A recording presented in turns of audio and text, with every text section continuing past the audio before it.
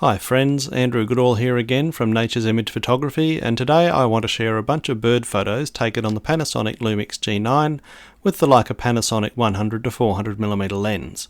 Before we start, I hope you'll click that subscribe button if you haven't already to see what comes next in my world of photography.